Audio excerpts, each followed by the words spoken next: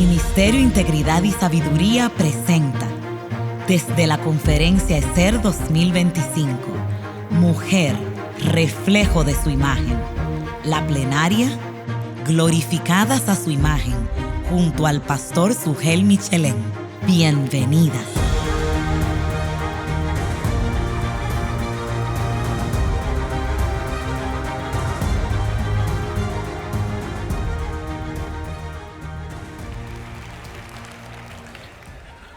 A mis hermanas, damos muchísimas gracias al Señor por el privilegio que nos han concedido de poder cerrar esta conferencia. Ayer, en un momento dado, Miguel mencionó algo de que esto no estaba en mi agenda, pero estaba en la agenda del Señor. Y yo pensé, bueno, esto no estaba en mi agenda, pero estaba en la agenda del Señor. Así que, apenado de que nuestra hermana Melissa Kruger no haya podido estar con nosotros, pero gracias al Señor de poder terminar este tiempo predicando la bendita palabra de nuestro Dios. Damos gracias por lo que ustedes han recibido todos estos días. Ahora esperamos poder cerrar. Ayer Miguel decía que les tocó las malas noticias, a mí me tocaron las buenas. Así que les pido por favor que abran sus Biblias en Romanos capítulo 8. Romanos capítulo 8. Vamos a leer los versículos 18 al 25 y luego vamos a orar. Dice así la palabra del Señor: pues considero que los sufrimientos de este tiempo presente no son dignos de ser comparados con la gloria que nos ha de ser revelada. Porque el anhelo profundo de la creación es aguardar ansiosamente la revelación de los hijos de Dios. Porque la creación fue sometida a vanidad, no de su propia voluntad, sino por causa de aquel que la sujetó en esperanza. De que la creación misma será también liberada de la esclavitud, de la corrupción a la libertad de la gloria de los hijos de Dios. Pues sabemos que la creación entera aún gime y sufre dolores de parto hasta ahora. Y no solo ella, sino que también nosotros mismos que tenemos las primicias del Espíritu, aún nosotros mismos gemimos en nuestro interior, aguardando ansiosamente la adopción, la redención de nuestro cuerpo. Porque en esperanza hemos sido salvos, pero la esperanza que se ve no es esperanza, pues ¿qué esperar lo que uno ve? Pero si esperamos lo que no vemos, con paciencia lo aguardamos. Vamos a orar. Padre, nosotros queremos acercarnos de nuevo a ti una vez más, suplicándote, oh bendito Rey, que tu Santo Espíritu que escribió estas palabras, que inspiró a Pablo para escribir estas palabras, que tu Santo Espíritu venga ahora, ilumine nuestro entendimiento y haga real esta promesa en el corazón de cada una de las hermanas que están aquí. Padre bueno, ven, edifícanos, anímanos, alimenta nuestra esperanza, porque te lo pedimos en el precioso nombre de aquel a quien esperamos, nuestro precioso Señor y Salvador Jesucristo. Amén y amén. Mi hermana, ¿alguna vez tú has sentido que la vida cristiana es un poco complicada?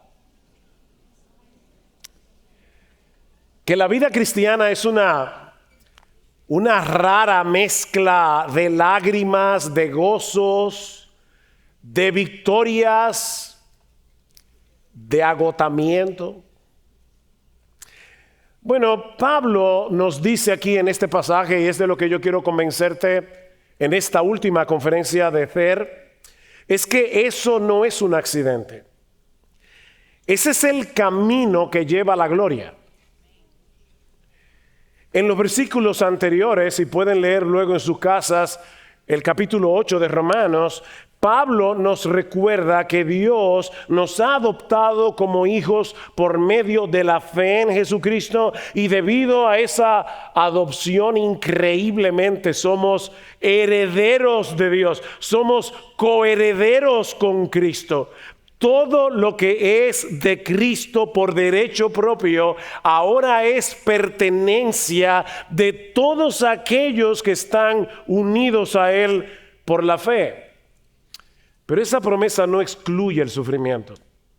Vean el versículo 17.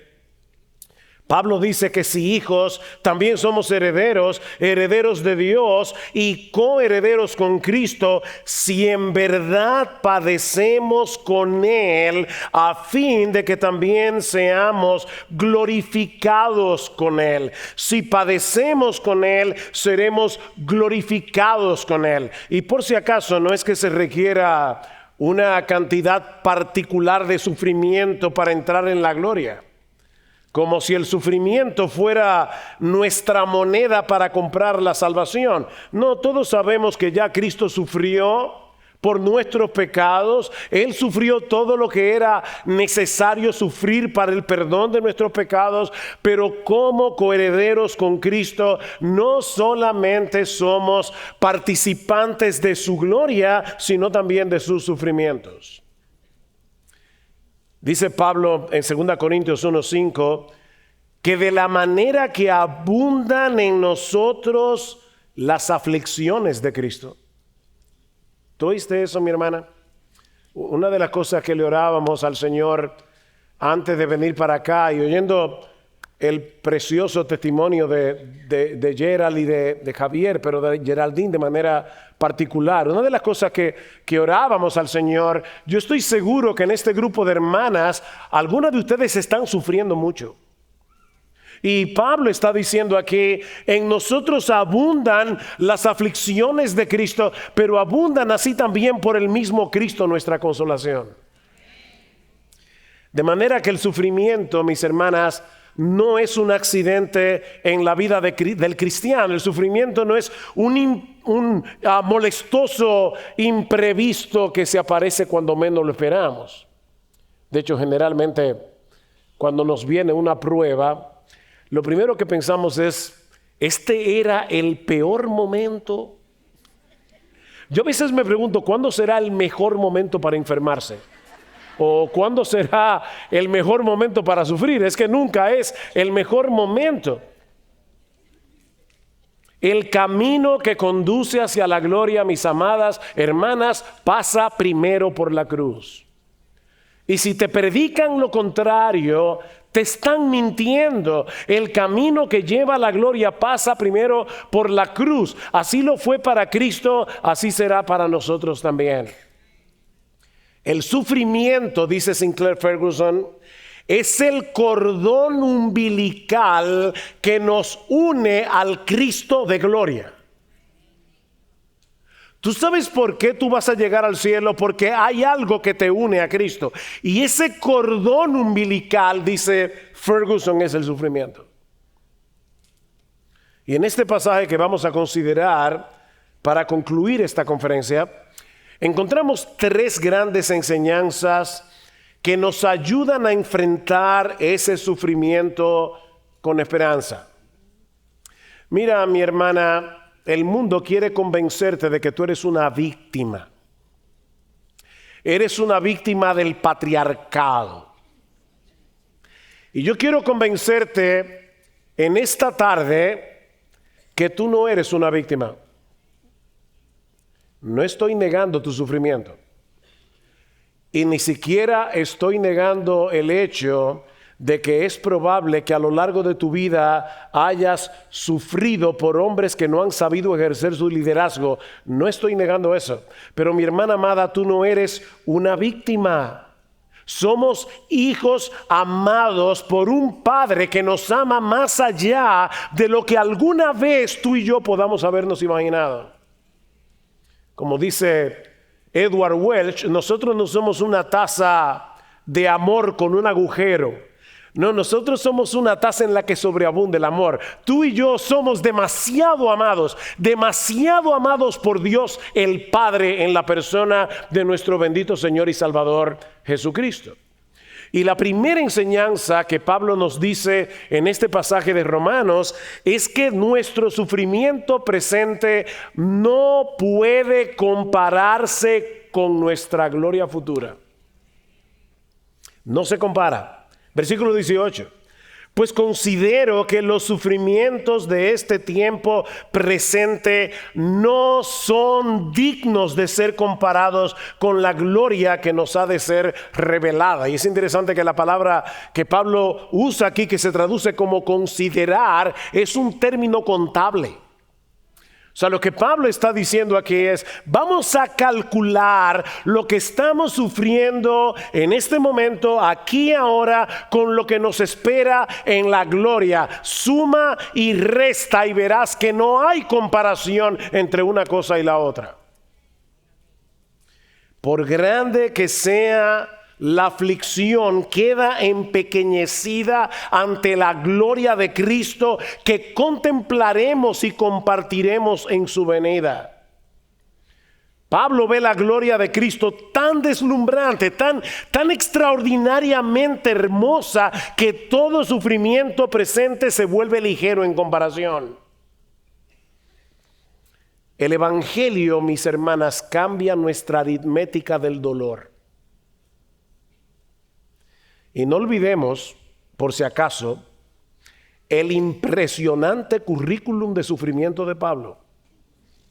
Porque hay que recordar quién es que está escribiendo esto. Mira, cuando llegues a tu casa, abre tu Biblia en 2 Corintios capítulo 11, versículos 24 al 28. Y solamente para que tengas un destello, un vislumbre de lo que Pablo sufrió. Pablo fue golpeado, azotado, encarcelado. Alguien decía que cuando Pablo llegaba a las ciudades no preguntaba cómo eran los hoteles, él preguntaba cómo son las cárceles aquí.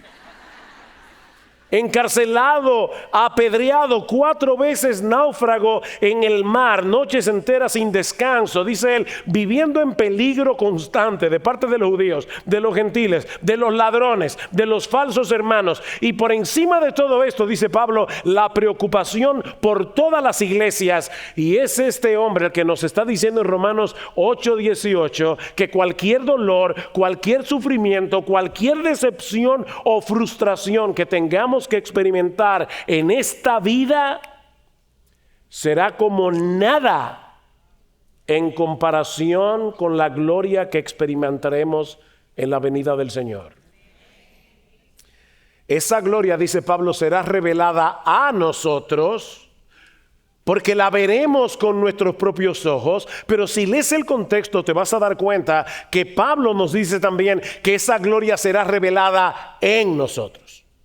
A nosotros, en nosotros. Esa gloria, mi hermana, no solo brillará delante de ti, brillará en ti. En ti. Pablo dirá más adelante en Romanos capítulo 8, versículo 29, que Dios nos predestinó para ser hechos conformes a la imagen de su Hijo, nada más y nada menos. Y en Filipenses capítulo 3, versículo 21 dice que Cristo en su venida transformará el cuerpo de la humillación nuestra para que sea semejante al cuerpo de la gloria suya. Déjame hacer un ejercicio. Mira a la hermana que está sentada al lado tuyo. Déjame hacerte una pregunta. Esta hermana que está sentada al lado tuyo, ¿verdad que te parece una persona común y corriente? De hecho, tú te ves a ti misma probablemente como una persona común y corriente. Pero ¿sabes qué? Jesús mismo nos dice en su palabra en Mateo capítulo 13, versículo 43, que cuando Él venga, los justos resplandecerán como el sol en el reino de su Padre. Wow. Hablando acerca de la glorificación, decía C.S. Lewis, escuchen esto, que los creyentes debemos recordar que la persona menos interesante con la que hablas Quizás sea un día una criatura a la cual, si la vieras ahora como será después, te sentirías fuertemente tentado a adorarla. Y dice Lewis, no existe gente común y corriente. Nunca has hablado con un simple mortal. Mira, mi hermana, el día llegará cuando nosotros compartiremos la gloria y la hermosura de nuestro Salvador. Ese día ya no habrá más llanto, no habrá dolor, ninguna cosa por la cual avergonzarse. Nunca más seremos tentados a pecar. Nunca más. ¿Te imaginas eso? Nunca más habrá nada, absolutamente nada, que empañe nuestra percepción de la gloria, la majestuosidad, la hermosura de Jesús. No habrá nada que disminuya nuestra alabanza.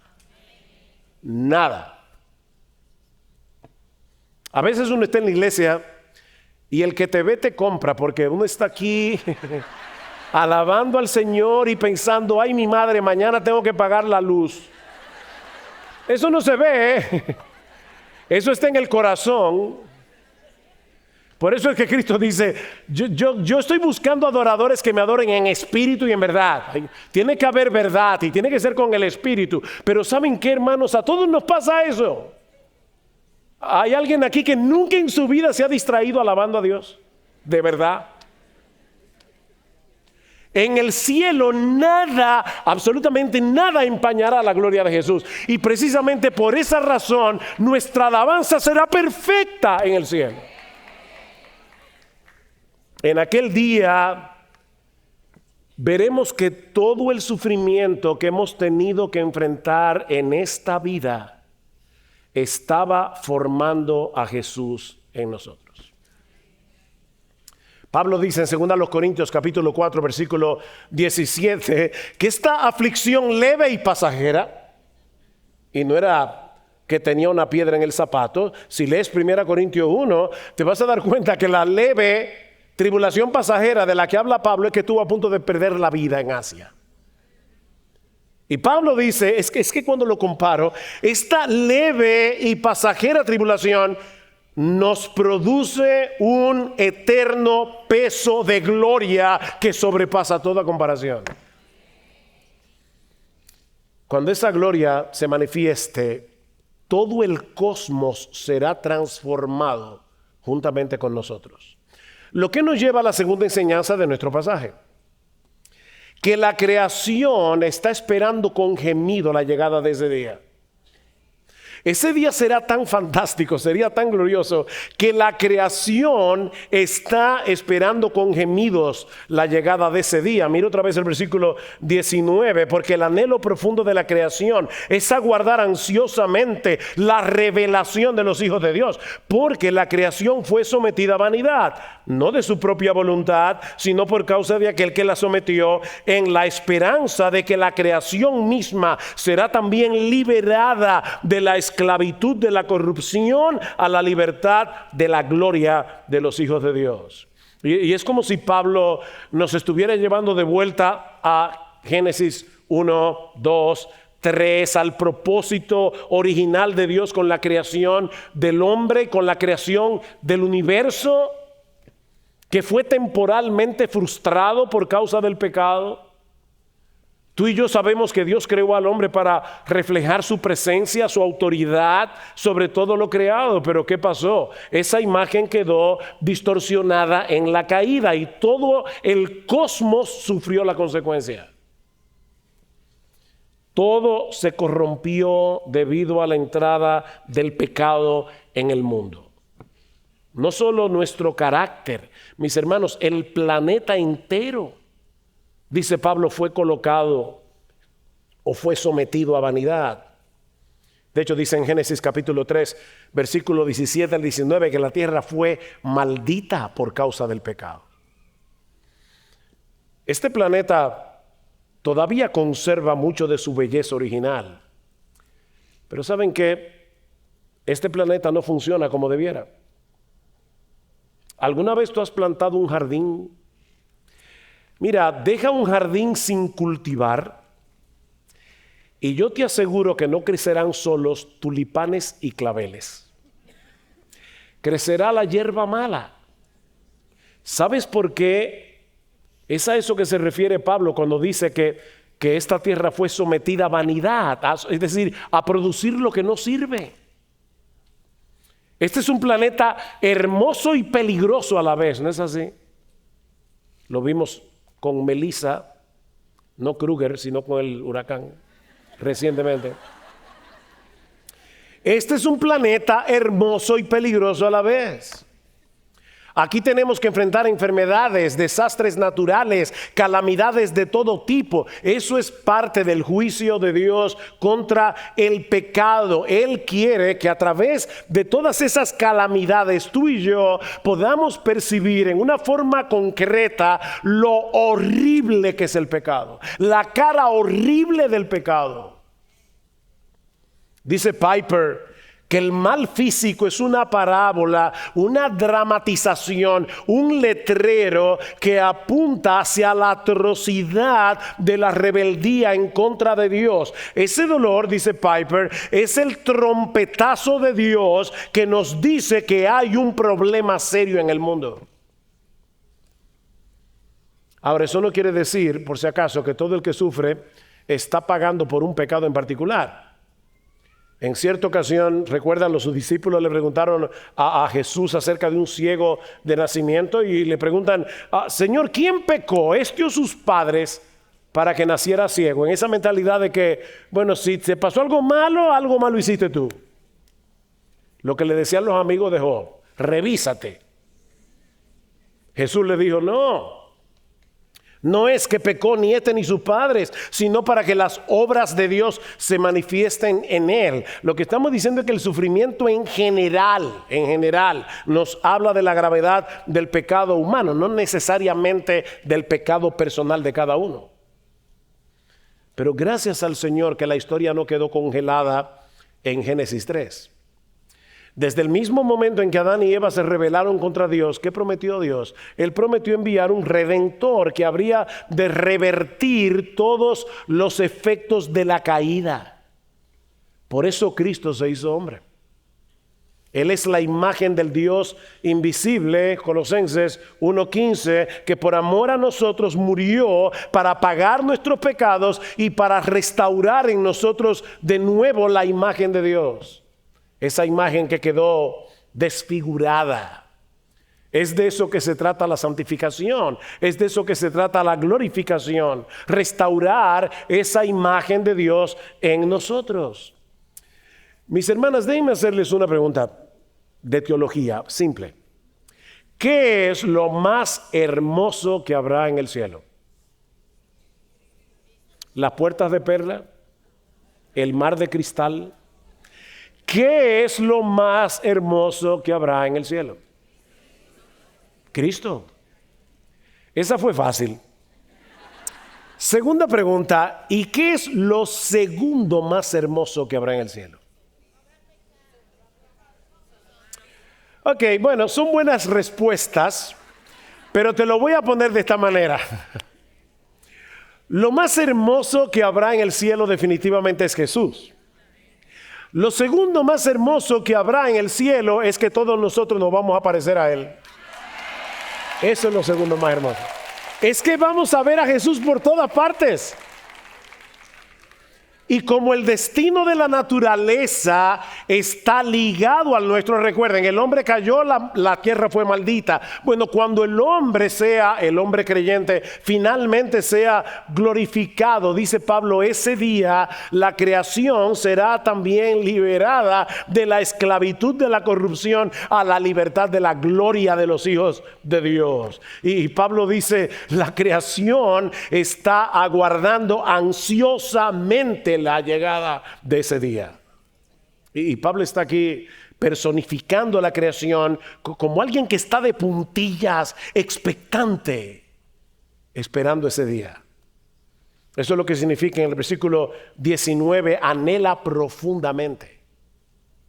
Y luego en el versículo 22 dice que la creación entera está gimiendo, está sufriendo dolores de parto hasta ahora. Y eso quiere decir que esos dolores no son en vano. Los dolores de parto anuncian la llegada de una nueva era que está por venir.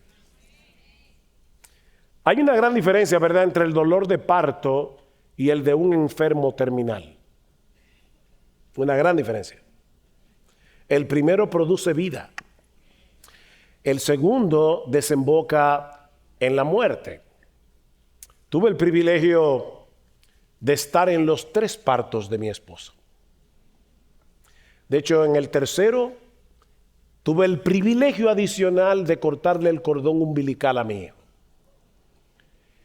Y es un gran privilegio. Hay algunos hombres que están aquí. Mira, un parto es doloroso. Definitivamente. Muy doloroso. Pero es un dolor en esperanza. Esa es la diferencia. ¿Ustedes se imaginan que el embarazo fuera un virus?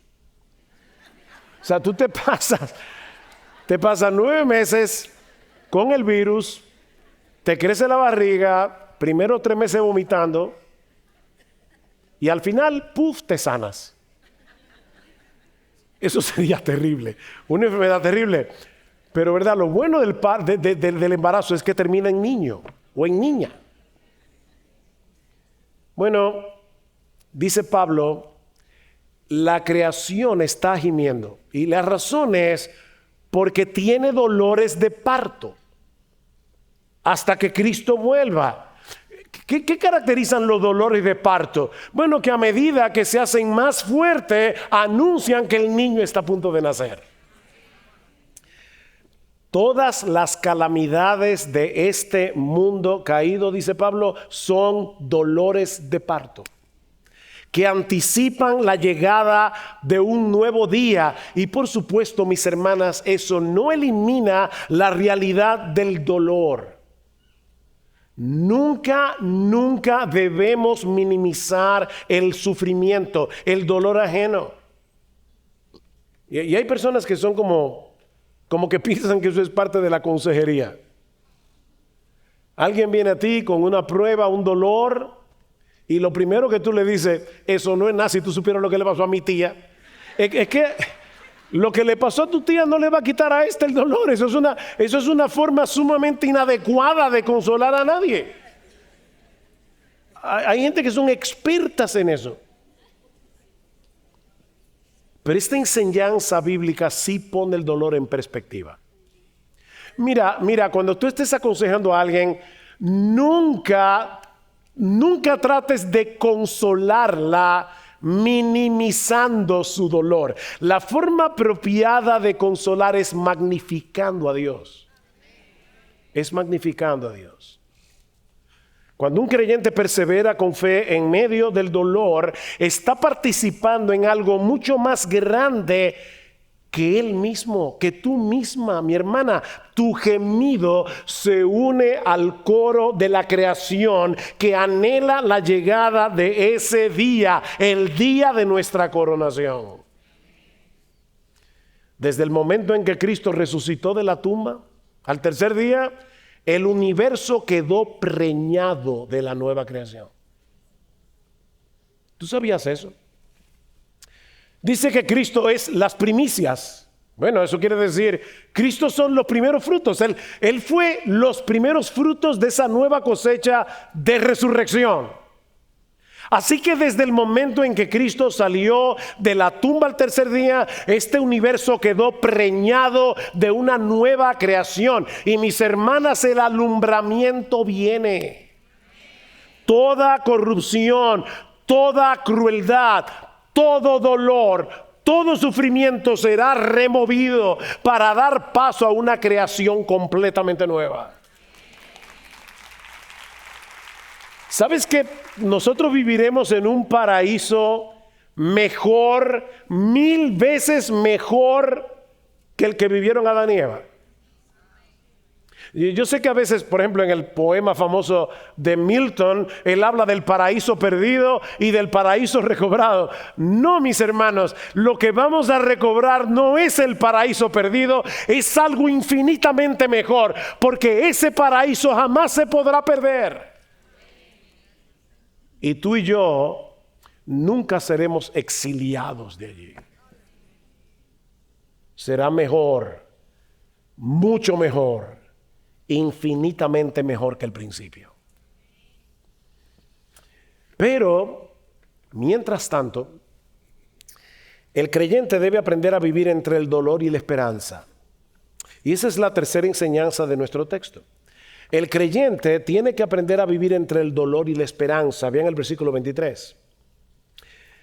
Y no solo ella gime, sino que también nosotros mismos que tenemos las primicias del Espíritu, aún nosotros mismos gemimos en nuestro interior, aguardando ansiosamente la adopción como hijos, la redención de nuestros cuerpos. He aquí, mis hermanas, el dilema del cristiano. Por un lado, ya tenemos las primicias del Espíritu en el sentido de que ya fuimos regenerados, ya fuimos adoptados por Dios como hijos suyos, somos salvos. Ya el Espíritu de Cristo habita en nosotros como una garantía del futuro glorioso que nos aguarda. Qué bueno. Pero todavía tenemos que habitar en este cuerpo de muerte en el que mora el pecado y en un mundo que está muy lejos de ser un paraíso. Es por eso que, al igual que la creación, nosotros también gemimos. Yo les decía al principio, la vida cristiana es un poco extraña. Hay personas que pretenden vivir en un gozo perpetuo. Mis hermanos, eso no es real. Eso no es real. Mira, cada vez que tú te encuentras con una cristiana y cuando tú le preguntas, ¿cómo estás? Aquí en Victoria, todo el tiempo en Victoria. Hermanas, eso no es verdad. Leí hace mucho un artículo que decía, ¿por qué el Facebook y la iglesia me deprimen? ¿Y saben por qué era? Porque cuando tú vas al Facebook, todo el mundo es feliz. En Facebook, todas las familias están bien, los esposos se aman. En el aniversario escriben unas cosas increíbles. Los hijos son, bueno, lo mejor que hay en el mundo. Pero ¿saben lo triste de eso? Que muchas veces nosotros venimos a la iglesia y en la iglesia todo el mundo da la impresión de que no le pasa nada malo. Nadie quiere abrir su corazón y decir francamente, estoy luchando, estoy triste, estoy luchando incluso con la depresión. ¿O no hay nadie aquí que esté luchando con eso? Entonces a veces te da la impresión de que todo el mundo en la bolita del planeta está mejor que tú. Pero eso no es verdad. Eso no es verdad.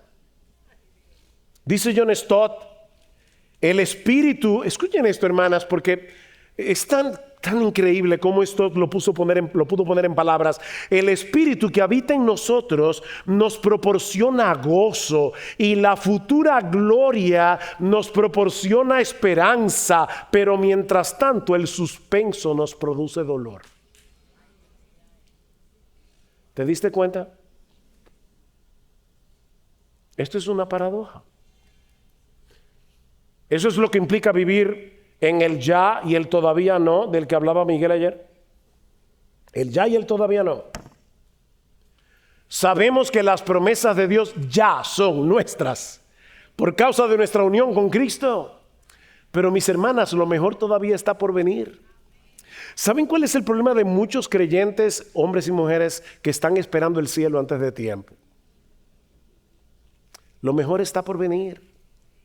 Escuchen lo que dice Pedro en su primera carta. Dice: bendito el Dios y Padre de nuestro Señor Jesucristo, que según su grande misericordia nos hizo renacer para una esperanza viva por la resurrección de Jesucristo de los muertos, para una herencia incorruptible, incontaminada e inmarcesible, reservada en los cielos para vosotros, que sois guardados por el poder de Dios mediante la fe, para alcanzar la salvación que está preparada para ser manifestada en el tiempo postrero. Tenemos una herencia. Y alguien puede pensar: pero ¿y si yo mañana dejo de creer? No, es que la fe es un regalo de Dios. La fe no depende de ti. Tú ejerces la fe, yo ejerzo la fe, pero la fe es un regalo de Dios. Y lo que Pedro está diciendo aquí es: no. En vez de tener una herencia insegura, Dios ha puesto delante de ti la fe para guardarte hasta que tú llegues seguro a aquel día. Es imposible que un verdadero creyente se pierda, pero eso está en el futuro. Esa herencia, algo extraordinario nos aguarda en el futuro, pero no lo tenemos todavía. Es por eso que las emociones del cristiano pueden ser tan complejas a veces. El espíritu que habita en nosotros nos hace más sensibles de nuestro pecado y del pecado que nos rodea. Mira, después que uno se convierte, el pecado se convierte en un problema peor. Yo le decía a alguien en estos días, digo: mira, cuando tú estás en una piscina, tú estás nadando en esa piscina y tú no sientes todo el peso de la mole de agua que está encima de ti, porque la piscina, el agua, es tu hábitat. Pero imagínate que tú pudieras salir de la piscina y que alguien pudiera poner toda el agua en un globo y te pusiera el globo encima. Te aplastaría. Porque ahora el pecado ya no es tu hábitat. ¿Sabes qué, mi hermana? Tú tienes ahora 1000 veces más problemas con el pecado que lo que tenías antes. Precisamente porque el pecado, porque el espíritu, habita en ti. Y ahora tú ves el pecado a tu alrededor y te duele todavía mucho más. Pero ese espíritu que habita en nosotros también nos hace conscientes del amor con que hemos sido amados en Cristo y de la esperanza que nos aguarda cuando Él regrese en gloria. Así que tenemos gozo y gemido al mismo tiempo. ¿Se dan cuenta? La alegría de algo que ya se tiene y la expectativa de otra cosa que está por venir. Mucho mejor. Versículo 24. Porque en esperanza hemos sido salvos, dice Pablo. Pero la esperanza que se ve no es esperanza, pues ¿por qué esperar lo que uno ve? Pero si esperamos lo que no vemos, con paciencia lo aguardamos. Así como la creación fue sometida a vanidad y en esperanza al mismo tiempo, los creyentes también debemos experimentar ese mismo sentido de frustración en esperanza. ¿Tú oíste eso? Tú y yo debemos gemir. Debemos experimentar ese mismo sentido de frustración en esperanza. Ese es el énfasis que Pablo expresa en todo este pasaje. Miren todas las palabras que Pablo usa: anhelo profundo, aguardar ansiosamente, gemido, dolores de parto, esperar con paciencia. ¿Qué es lo que Pablo nos está diciendo aquí? Bueno, por un lado, lo que yo decía hace un momento, que no debemos esperar el cielo antes de tiempo. Pero por el otro lado, que no podemos dejarnos aplastar por todas aquellas cosas que ahora mismo no son como quisiéramos. No te veas, mi hermana, a ti misma como una víctima. Esa no es tu identidad.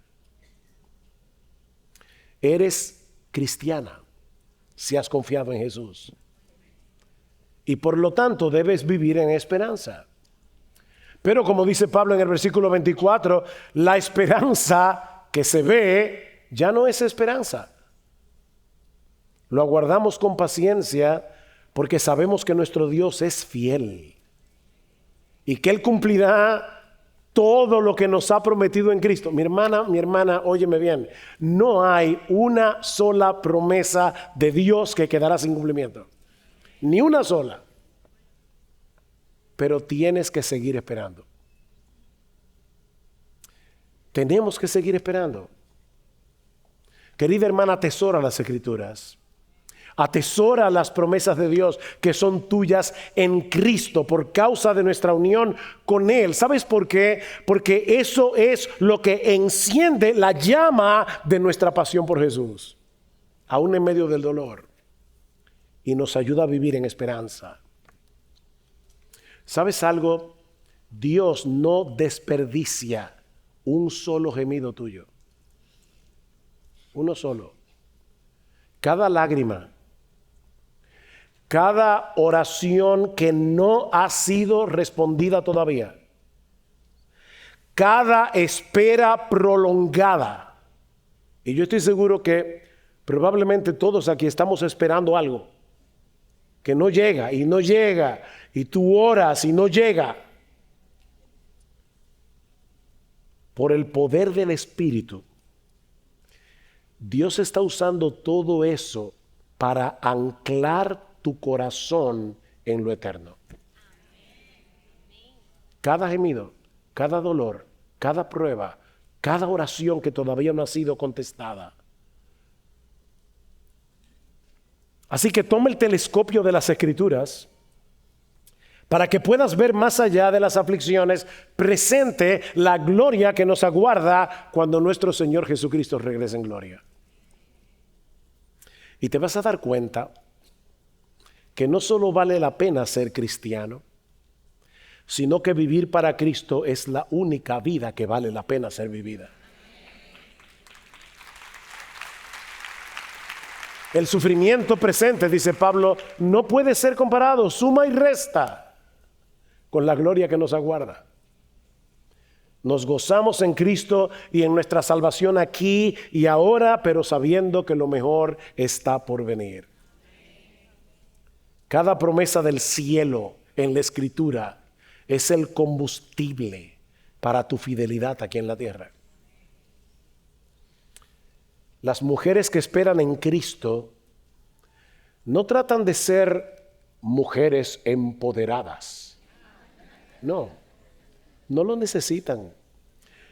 Mujeres que dejan a un lado la verdadera feminidad, mujeres que están evitando y huyendo del dolor. No, son mujeres que lo enfrentan con esperanza.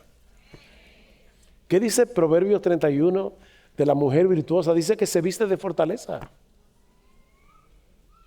No se rinden ante la oscuridad de este mundo caído. ¿Saben por qué? Porque el amanecer, ellas saben que el amanecer de este mundo comenzó en la tumba vacía. Escucha esta breve descripción que Juan nos da de la gloria del cielo en Apocalipsis 21. Y hermana, deja que estas palabras se graben en tu corazón y te llenen de expectativa por lo que vendrá. ¿Cómo será el cielo? Bueno, Dios tiene sorpresas. Él solamente descurrió un poco la cortina para que tengamos un destello de lo que será. Déjame concluir con estas palabras. Vi un cielo nuevo y una tierra nueva, porque el primer cielo y la primera tierra pasaron, y el mar ya no existía más. Y yo, Juan, vi la santa ciudad, la nueva Jerusalén, descender del cielo de Dios, dispuesta como una esposa ataviada para su marido. Y oí una gran voz del cielo que decía: He aquí el tabernáculo de Dios con los hombres, y Él morará con ellos, y ellos serán su pueblo, y Dios mismo estará con ellos como su Dios. Enjugará Dios toda lágrima de los ojos de ellos, y ya no habrá muerte, ni habrá más llanto, ni clamor, ni dolor, porque las primeras cosas pasaron. Y el que estaba sentado en el trono dijo: he aquí yo hago nueva todas las cosas. Y me dijo: escribe, porque estas palabras son fieles y verdaderas. Y me dijo: hecho está, yo soy el alfa y la omega, el principio y el fin. Al que tuviere sed, yo le daré gratuitamente de la fuente del agua de la vida. El que venciere heredará todas las cosas. Y yo seré su Dios, y él será mi hijo. Mi hermana, el día viene cuando tu gemido desaparecerá para siempre. Para siempre. Y cada sombra de aflicción se desvanecerá ante el resplandor de la gloria y hermosura de Jesús. Hasta entonces, vive por la esperanza de esa gloria que contemplaremos y compartiremos por los siglos de los siglos. Vamos a orar. Padre, te damos gracias por tu palabra, gracias por hablarnos en esta tarde, gracias por hablarnos a través de esta conferencia. Señor, bendice a cada una de las hermanas que están aquí. Las que están luchando con el dolor, con la aflicción, con la tristeza, con el gemido, consuélalas, oh Señor. Y gracias por la bendita esperanza que tenemos en Cristo. A Él sea la gloria por los siglos de los siglos. Amén y amén.